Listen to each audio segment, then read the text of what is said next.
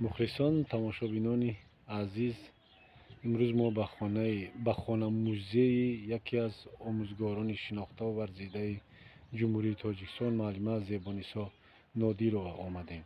آنها در حولیشان یک خانه موزه از یادداشت‌های خود، از کتاب‌ها و دیگر آثار علمی و ادبی که در خانه داشتند، خانه موزه شخصی تشکیل نمودند که برای فرزندان و نویرگان یک جای علم آموزی، یک مکان درس تیار کنی بسیار بسیار موافق، بسیار زیباست و خواستیم آن را ثبت کنیم و شما از تماشای آن لذت برید. من همین خانه که در پشت من است، در آشیانه دوم، معلمه با خیلی زحمت های زیاد یک خانه موزه زیبایی را تشکیل نمودند که شما تماشا کنید و کسانی که چنین امکانیت ها دارند در تشکیل کتابخانه و برای تشکیل مخزن علم آموزی یگان امکانیت ها دارند، این کارها را تکرار کنند، تشکیل کنند برای علم آموزی فرزندان. خیلی واسطه خوبی است. معلمه در این جا یک قسم گوشه خانه شان در آشیانه دوم برای فرزندان و نویرگانشان جای درس تیار کنی خانه موزی کتابخانه را تشکیل کردند.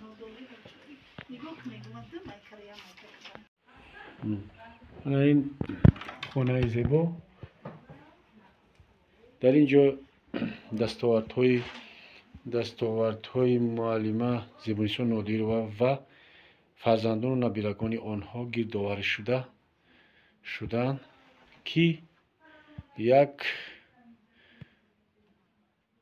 خانه موزه خیلی زیبایی رو تشکیل کرده است. من دوستان عزیز، چه خیلی که میبینید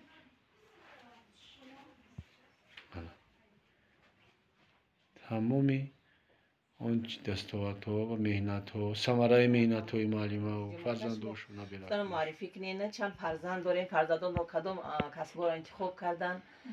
یگان که فرزندان شما در مثل معلمه آموزگار باشد یا که دکتر باشد، کدام کسب انتخاب کردن؟ شما حرف زنید با بسیارتر خوب میشه. من زیبانیسا نادیر و سابقه دار مهنت در ساحه معارف. امسال 51 سال میشه که در همین ساحه به یگان تنفس کار کردم. در یک جا، در یک مؤسسه شاگردای زیاد تربیت کردم که در تمام ساحه‌های مختلف جامعه کار و فعالیت کردم. من خودم صاحب 9 فرزند هستم. اویلادور صاحب 9 فرزند. فرزندان من در ساحه‌های اقتصادی، ساحه حقوق شناسی، ساحه آموزگاری، ساحه تندرستی کار فعالیت کردند. در جامعه حصه ارزنده خچانک گذاشتند. در دوست داشتن وطن، حمایه وطن، دوست داشتن ملت سهم ارزنده خچانک گذاشتند. فرزندانم در دانشگاه طبی یک تاش تمام کرد، کلونیمون تمام کرد. رحمانوف نظرعلی حاضر در تلیحوی چشم کار کردیسته. انا با دیگرش رحمانو و سرویناز کورسی ششمه در دانشگاه طبی کورسی ششمه. باز امینجان من کورسی سیمه در دانشگاه طبی. انا نبیره هم با یک چند نبیره دیگه انا کالجی طبی آموزگاری تمام کردگی کار کردیستن. با نبیره هم با 3 نبیره دیگه در کالجی انا طبی خوندیستن. موندگیش در مؤسسه تحصیلات میانه خوندیستن. این مؤسسه تحصیلات علاوگی هم رفته با دانش خچان سایقل دادیستن. بعدی درساشون این همیشتگی ها کسب آموزی ана ки дар озмунҳои сатҳи ҷумҳуриявӣ ноҳиявӣ вилоятӣ ҷумҳуриявӣ иштироки фаъолона доранд. парсол дар озмуни ҷумҳуриявии фуруғи субҳи доноӣ китоб аст то сатҳи ҷумҳурӣ рафта дар ҷои ифтихорӣ гирифт дар ҷумҳурӣ. кадом набиратон ҳамин парча ана ки дар сатҳи вилоят ҷои якума гирифтанд. бо фарзандони дигамон ина бача шоҳномахонай. И бача шоҳномахонай. ана иш маснавихонай. ана иё ҳам маснавихона. ана дар гуфтем ку амиҷа чӣ гузарондем ҳам ё иштирок када ана рӯҳу арвоҳи Садриддин Айниро шод када. ина рӯзи 13 рӯзи зодрӯзаш буд. ана ки мо нигоҳ накардем ки мактабо мезгаронанд намезгаронанд, мо дар сатҳи оилаи худмон гузарондем. дар синфи шашидаи муассисаи таҳсилоти миёнаи умумии рақами 3 ноҳияи Вахш мебошам. ғолиби озмуни вилоятии мавлоношиносӣ аз рӯи номинатсияи маснавихонӣ иштирок намуда сазовори ҷойи аввал гардидам. инчунин дар озмуни вилоятии китобхони беҳтарӣ низ иштирок намуда сазовори ҷойи аввал гардидам. дар озмуни вилоятии шоҳномахонӣ иштирок намуда сазовори ҷойи сеюм гардидам ва иштирокчии озмуни ҷумҳуриявии фуруғи субҳи доноӣ китоб аст. аз рӯи номинатсияи адабиёти кӯдакону наврасон ва осори шифоӣ иштирок меварзам. тӯли 4 сол мешавад ки ман дар ин озмун иштирок варзида истодаам.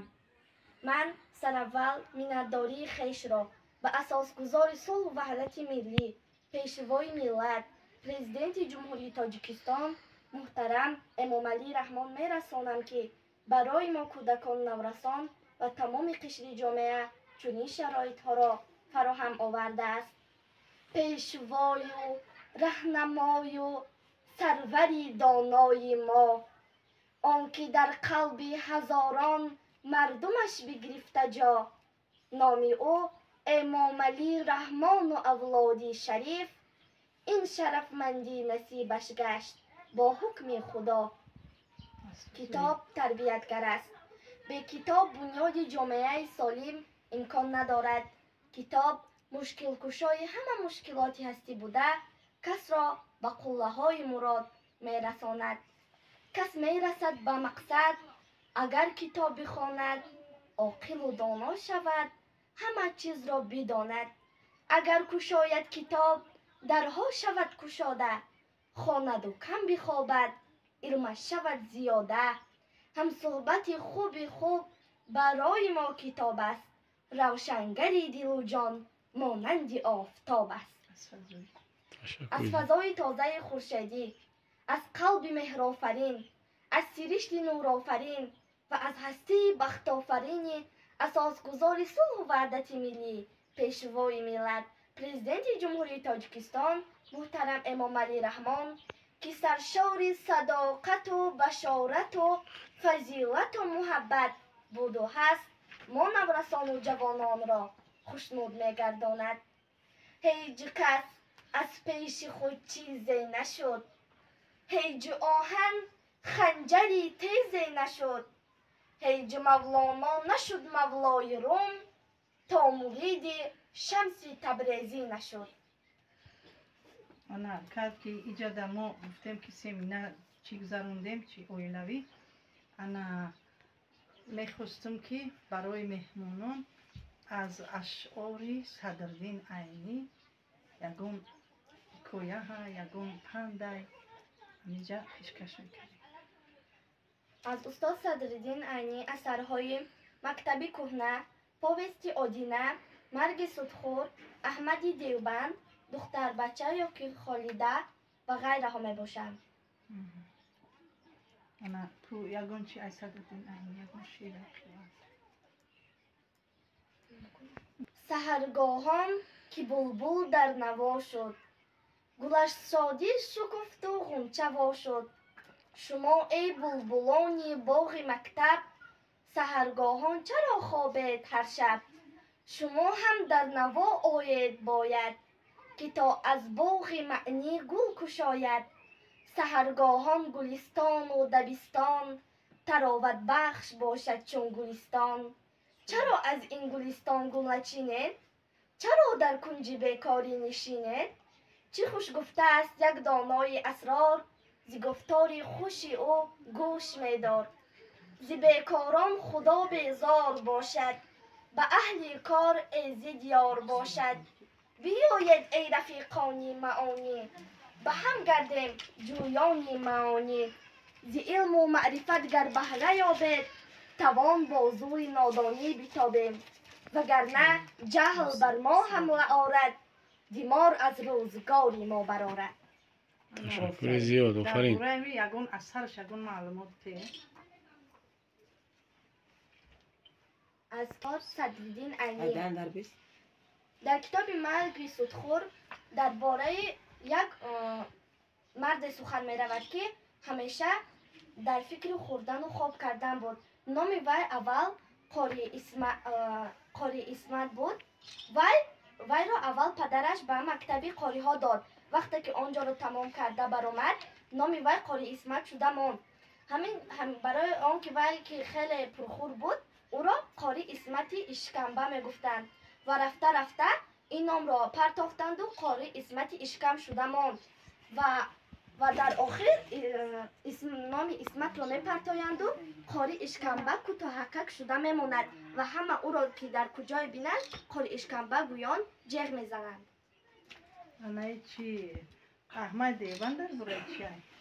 احمد دیوبند درباره یک مرد می رود که وی در دیوبندی مشهور بود. اول او را پدرش از مادر و همسایه هایش فقط می ترساندند که وی دیو در همین نزدیک ها دیو است. در آن جنگلی که با بلندی ها داشت، در آنجا یک چقوری بود. در آنجا هر شب گوخن بود و آنها را دیده مردم خیال میکردند که در آنجا دیو و پری ها جشن گرفته ایستادند، ولی این طور نبود. آن خاکسترآلود، همان گلخانه که در آنجا بود خاکسترآلود بود و در نظر آنها چنین میبرآمد و وقتی که شمال میشد در درون غار، وقتی که شمال میشد درون غار عکسی صدا میداد و مثل آواز دیو صدا میبرآمد و همسایه ها خیال میکردند که در آنجا دیو و پری ها در آنجا زندگی میکنند و مردم یک شب در آنجا میروند. بعضی مردم ها میروند که خود را بسنجند و بعد دیوبند شده مانند، ولی یک تایشان از ترس خود منحش کج می شود و دیگر سخن گفته نمیتواند و او میگوید که این کاری دیوها بود، ولی این طور نبود، برای آنکه او از ترس خود چنین شده بود.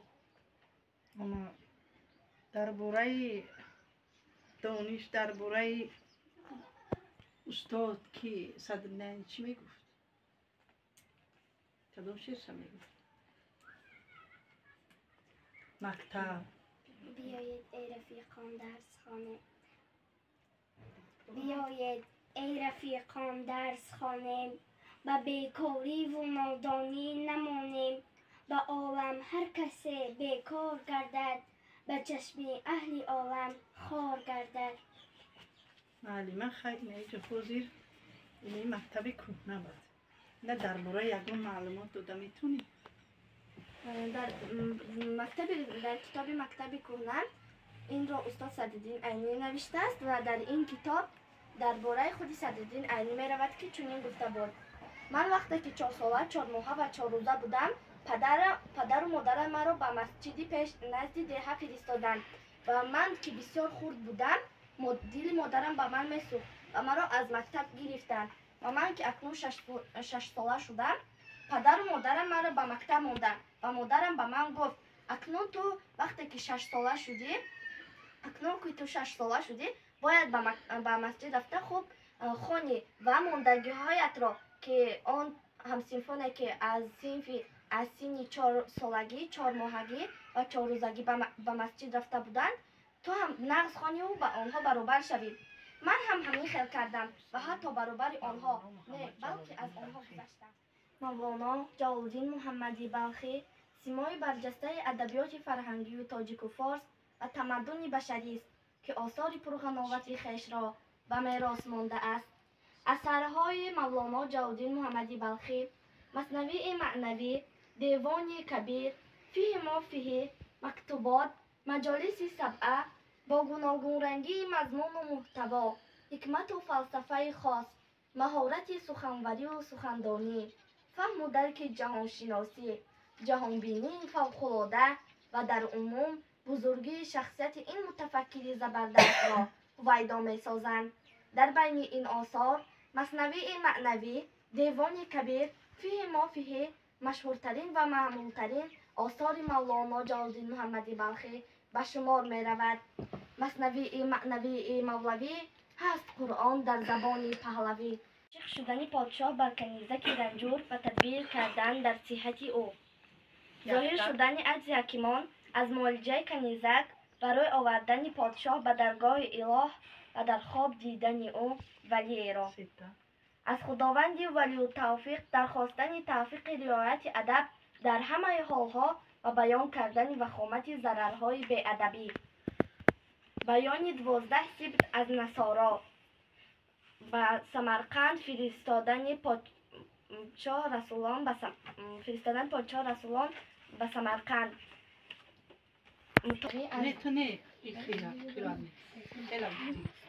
بشنوید ای دوستان این داستان، خود حقیقت نقد حال ماست آن. بود شاه در زمان پیش از این، ملک دنیا بود شو هم ملک دین. Графа дать ей денег, чтобы та смогла отыграться, но вместо денег он раскрыл ей секрет 3 легендарных карт, с помощью которых она смогла отыграться. Герман тут же побежал к графине и спросил ей, но графиня тут же скончалась на месте. Весь день призрак графини мучил Германа, ночью ему приснился сон. Графиня сказала ему: ты хочешь узнать секрет 3 легендарных карт? Так вот, слушай, секрет 3 легендарных карт — это тройка, семерка и туз, которые принесут тебе выигрышный счет. Но ты должен выполнить несколько условий. Ну пошел же ради бога, не боевники песок, не веселая дорога, эй, садишь ко мне, дружок. Ноги босые, грязное тело и едва прикрыта грудь. Не сиди, что за дело, это многих славных путь. Вижу я в котомке книжку, так учиться ты идешь. Знаю, батька не сынишку и сдержал последний грош. Вижу ты дворовый из отпущенных, ну что ж, случай тоже уж не новый, не робей, не пропадешь. Скоро сам узнаешь в школе, как анхаргельский мужик. برای تعبیر همه شما را بریده کردن. یک چیزک دیگه اینمی دختر یک شعر بخونه. یک دختر خیز ایجاد خیلی بر با تمامی صنعت شعر بخون. بگو. ای معلم چشمه مهر و وفا، ای معلم شب چراغی رهنما، پند تو باشد غذای معنوی، مهر تو اندر دل ما گشته جا، تا ختم با خط دفتر جور شد. ای معلم چشم تو کم نور شد، راست کردی کج به کج خطای من، تا نویسم راست تاریخ وطن. الان تو بگو. برای چیزی بود؟ وطن معلم و در چیزی باشه؟ استادم من از غمخوریت بسیار شدم، تو را یک عمر خواهم کرد تعظیم، که بر من داده با صدق تعلیم. زی تو آموختم درس شجاعت، زی تو آموختم عزم و رفاقت، زی تو آموختم من راستکاری، زی تو آموختم من استواری. با نام تو بود این مهرنامه، کند عمری تو چون دریا ادامه. انا کی؟ چه بگو؟ جانم مادر جان، هستی چونان مهربان، نیست کسی همچطور در همه روی جهان. کدام چیزی میدونی؟ بگو وای هم بهتر. مهربان مهرتون در دل جان، لرز شیرینی روا ما از شما آموخته، به هر سوال جواب را دانستنی ایساب را هم خواندنی کتاب را انار نغمه تار بوی بهار خواهرکم علی شب خنده لب خانه گرم خواهرکم مرغ سحر شیر و شکر رنگی پسر خواهرکم حلقه به مو واوه برو خونچه به بو خواهرکم نوپر و بال دانه خال کانی سؤال خواهرکم Цветок весны, напев струны, цвет тишины, моя сестра. Ночной сверчок, ляг на бочок, усни молчок, моя сестра. Милые всех, веселый смех, ты как птенец, моя сестра. Платье чакан, цветы суман, ты солнышко, моя сестра. чунин дастовардҳои бузурге меҳнатӣ ва омода кардани шогирдони зиёд дар соҳаи маориф барои як зан чӣ бояд кард ки то ин дараҷа муваффақ шуд? шумо ҳамчун собиқаи калони фаъолият дар соҳаҳои гуногуни хоҷагии халқ хусусан соҳаи маориф доред ва талош кардаед ки шогирдони зиёдро дар ҳамин соҳа омода кунед. хуб бигӯед ки чунин дастовардҳои бузургро чӣ гуна шумо то ин дам ба даст овардед? албатта 51 сол мешавад ки ман дар ин соҳа кор мекунам, собиқадори соҳаи маориф ҳастам. ин қадар дастовардҳое ки то имрӯз ба даст овардам, албатта ана бо тинҷиву оромии кишвари азизамон, бо дастгирии талошҳои президенти кишварамон, бо ҳидоятҳои асосгузори солу ваҳдати миллӣ президенти кишвари муҳтарам эмомалӣ раҳмон аст ки сухан мекунам. мо бояд ки маорифҷон бетараф набошем. ҳама вақт бояд кӯшиш кунем ки шогирдонро дар роҳияи ватандӯстӣ, меҳнатдӯстӣ, дар роҳияи дӯст доштани ватан, содиқ будан ба ватан, содиқ будан ба ин қадар дастовардҳое ки ҷаноби имрӯз ба мо آخرین غزلی مولای جلال‌الدین محمد بلخی می باشد. رو سر بنه به بالین، تنها مرا رها کن. ترکی منی خرابی، شبگردی مبتلا کن. مایم و آبی دیده، در کنج غم خزیده. بر آبی دیده ما، سجوی آسیا کن. از من گریز تا تو هم در بلا نیفتی. بگزین رهی سلامت، ترکی رهی بلا کن. مایم و موج سودا، شب تا بروز تنها. خواهی به ما ببخشا، خواهی برو رها کن. خیره کش است ما را، دارد دلی چو خارا. بکشد کسش نگوید، تدبیر خونبها کن. بر شاه خوب رویان واجب وفا نباشد. ای زرد روی عاشق، تو صبر کن وفا کن. درد است غیر مردن، کو را دوا نباشد. پس من چگونه گویم کان درد را دوا کن. در خواب دوش پیره در کوی عشق دیدم. با دست اشارتم کرد که عزم سوی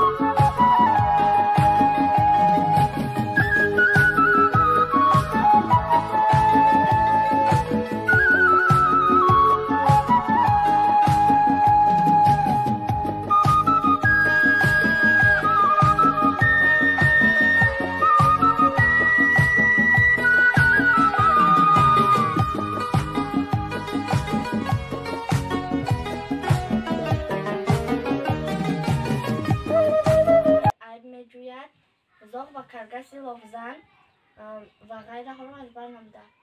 یک شب بخیر. یک شب.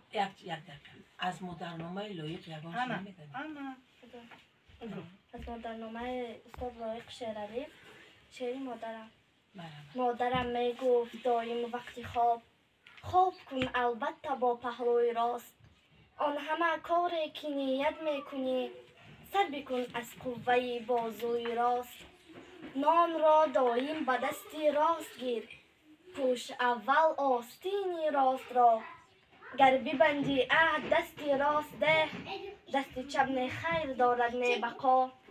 خورد بودم بیخبر بودم هنوز، فرق بین دست چپ و راست چیست؟ خواب کردن سیر بودن مدعا در دست چپ و راست نیست. بعد فهمیدم مرادی مادرم زین نصیحت هاش دیگر بوده است. با چنین پند و نصیحت ها به من راستی را تربیت بنموده است. انا که در این موضوع ما در چی سخنی خودت ها اونمو دخترک در باره از اشعار لایق شیرعلی یک چند تا ربوعی ای مرحبا. بیتی ای مرحمت معرفی که خطر؟ فامیلا نام؟ اکرام فضیله هستم، خواننده صنف 11 مؤسسه تحصیلات میانه عمومی رقمی 39. بهتری. من از روی خواندن و اذیت کردن آثار ادبیات معاصر توجیه اشتراک کردم. از استاد لایق شیرعلی میخوام یک غزل میراد کنم. مرحمت. چنان یاد می آرم که ره گم کردم دیارا، چنان دوست می دارم که دریا برده ساحل را، چنان رغبتی دارم که خشکستان به باران، چنان روز و شب جویم که سینا حل مشکل را، چنان راهی تو می پایم که راهی بخت می پایم، چنان خیری تو می خواهم که دهقان کشته حاصل را، چنان وصلی تو می خواهم که پیری نوجوانی را، چنان آرزومندم که هر کس بختی کامل را. چه سختی ها کشیدم من زی جامی روزگار خویش، ببینم تا به کامی دل توی شیرین کمایل را. کجا بردی تو را پیدا کنم ای کاش تا پیدا کنم دل را.